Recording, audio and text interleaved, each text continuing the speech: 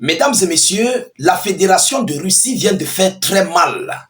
Oui, la Russie a mis la barre très haute avec son degré d'attaque contre les forces armées ukrainiennes.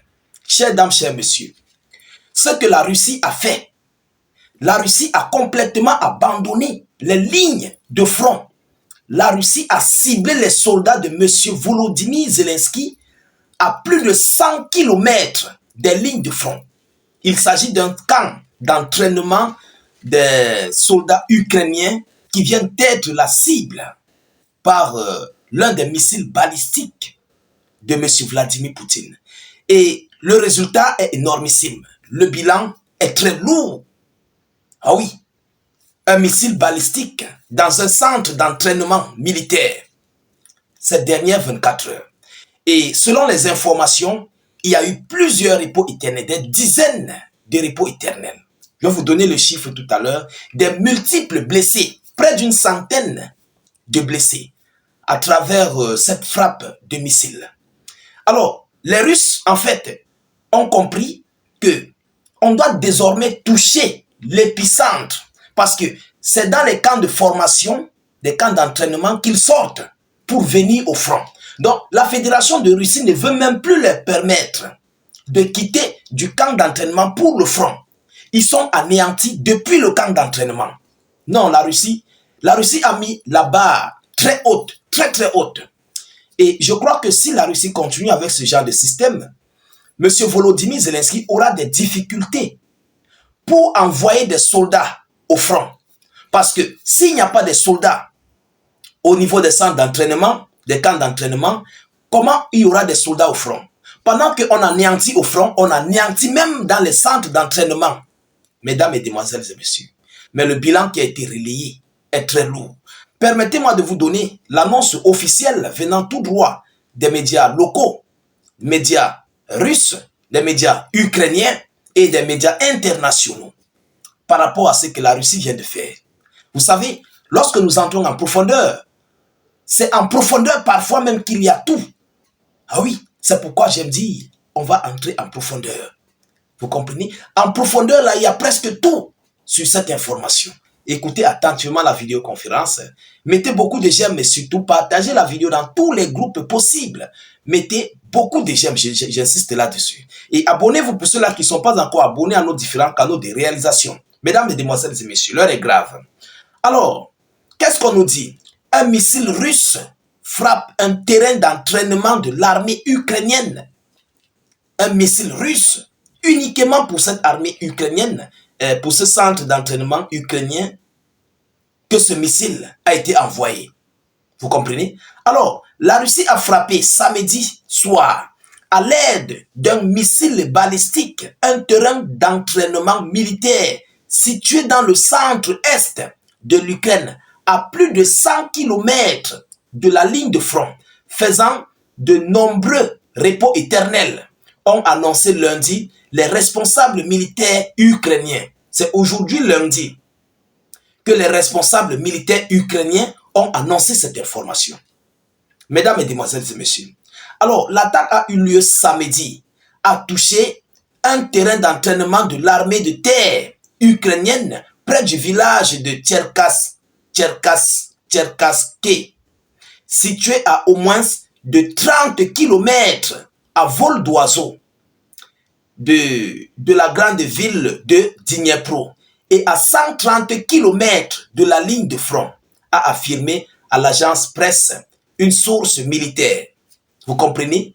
Le terrain d'entraînement se trouvait à 130 km de la ligne de front. Donc lorsque vous êtes sur la ligne de front où se passent les confrontations entre la Russie et l'Ukraine, vous regardez 130 km où le missile est parti frapper un missile balistique, un centre d'entraînement militaire. Mesdames et messieurs, selon Louri Boutousov, un blogueur militaire ukrainien, entre 30 et 40 soldats ont été envoyés sur le champ au repos éternel et jusqu'à 90 blessés. Officiellement, aucun chiffre relatif aux pertes n'a été communiqué. Aucun chiffre relatif aux pertes n'a été communiqué. Alors, il dit, je cite, la tragédie sur le terrain d'entraînement est une conséquence horrible d'une frappe ennemie, a réagi sur les réseaux sociaux Mikhailo Drapati, le commandant des troupes terrestres ukrainiennes, en exprimant ses condoléances aux proches des soldats envoyés au repos éternel. Il a ajouté qu'une enquête était en cours concernant cette attaque, dénonçant des décisions inopportunes et des leçons non apprises, alors que plusieurs incidents similaires avaient déjà eu lieu en 3 ans d'invasion russe de l'Ukraine. Mais vous allez faire quel genre d'enquête? Je crois que peut-être vous ne connaissez pas la guerre. Selon la loi de la guerre, selon la loi de la Convention de Genève, lorsque un site est considéré comme un site militaire, si un site civil même d'ailleurs est considéré déjà avec les multiples prises de décisions militaires, ce site est directement considéré en tant que cible militaire. Ah oui, par exemple, vous prenez un établissement scolaire qui est civil. Vous faites ça en un centre de décision militaire. Automatiquement, la Russie va frapper. Combien de fois un centre d'entraînement militaire? C'est un camp d'entraînement militaire. C'est militaire. Vous allez faire quel genre d'enquête pour dénoncer quoi? Vous ne pouvez rien dénoncer. C'est militaire. C'est pour former les gens qui vont aller combattre les Russes. C'est pour former ceux-là qui vont aller faire une confrontation avec les Russes. Vous allez dénoncer quoi? Vous allez faire quel genre d'enquête? Je ne comprends pas. Qu'est-ce que les Ukrainiens n'ont pas compris? Donc tout pour vous, il faut dénoncer. Mais vous êtes en guerre et la Russie a ciblé une zone militaire, un site militaire. Ce n'est pas un site civil. Non. On parle bien d'un centre d'entraînement militaire. Vous comprenez? Alors, mesdames, mesdemoiselles et messieurs, un député ukrainien, Mariana Bezula, a affirmé que la frappe avait eu lieu alors que les soldats se tenaient alignés, accusant le commandement militaire du pays de stupidité et d'incapacité à s'adapter à la nouvelle réalité.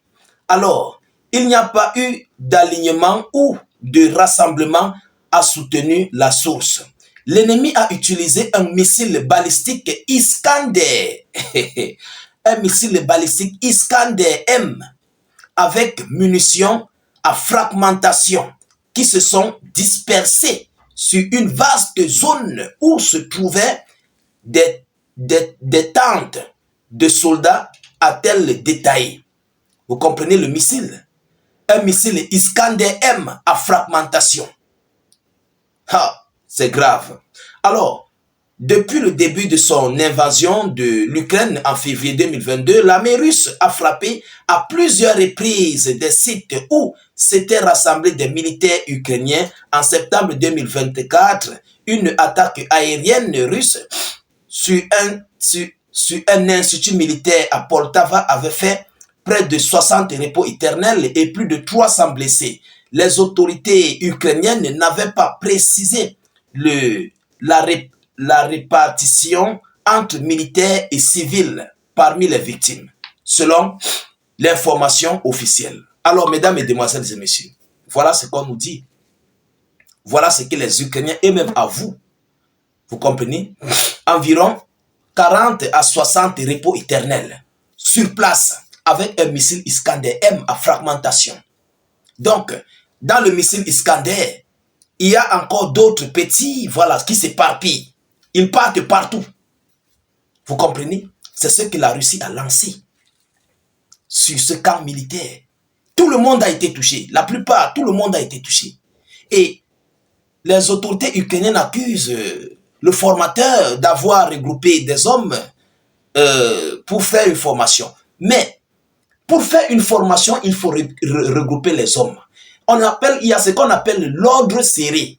L'ordre serré, dans l'ordre serré, il y a l'aliment en ligne, l'aliment en colonne. Il faut apprendre les multiples repos, les salutations militaires et tout ce qui s'ensuit, et la formation militaire même. Donc, il faut automatiquement regrouper les hommes. Vous ne pouvez pas faire une formation militaire sans regrouper les hommes. Sinon, ils seront éparpillés. Est-ce que vous allez passer individuellement? Non, vous ne pouvez pas.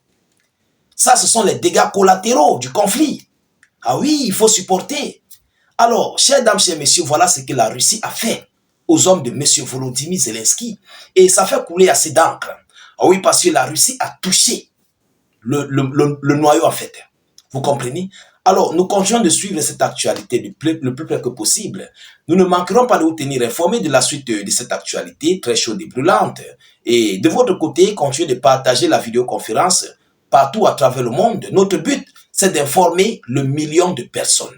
Il y a beaucoup de nos frères qui ont besoin de nos actualités, mais ils ne savent pas comment faire. Grâce à vos partages, beaucoup de nos collaborateurs, nos frères, nos compatriotes seront aussi à l'abri des actualités internationaux. Donc, partagez au maximum cette vidéoconférence. Mettez-la partout à travers le monde.